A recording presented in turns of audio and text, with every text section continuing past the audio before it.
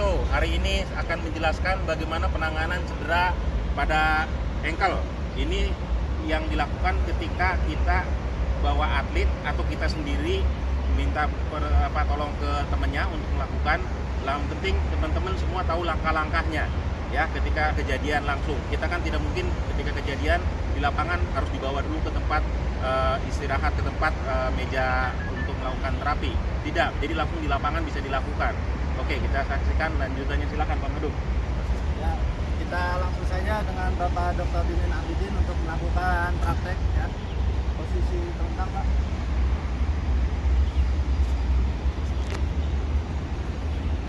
Oke, Pak.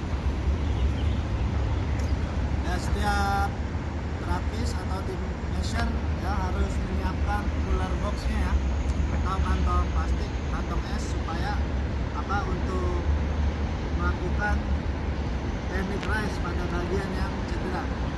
Ini misalkan terjadi pada atlet ya, bagian ankle-nya memar ya, memar, dislokasi dan lain-lain.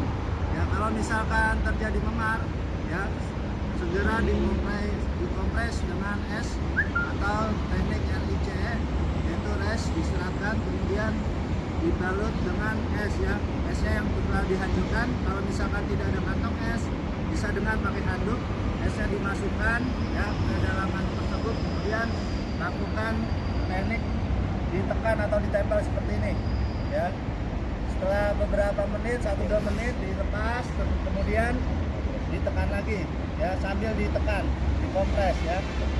Ya, sampai rasa nyerinya berkurang atau hilang. Ya, itu untuk cedera otot. Bagaimana kalau dia atlet tersebut cedera dislokasi atau sendinya geser? Ya, itu harus ya. Ini contoh dari misalkan dislokasi ya, posisi ankle-nya tidak rata, kakinya masuk ke dalam seperti ini. Ya, harus didislokasi. Kalau dia terjadi di lapangan masih bisa dilakukan traksi. Tapi kalau sudah melewati dari 7 menit harus dilakukan epurase masas ya, teknik masas supaya melemaskan ototnya.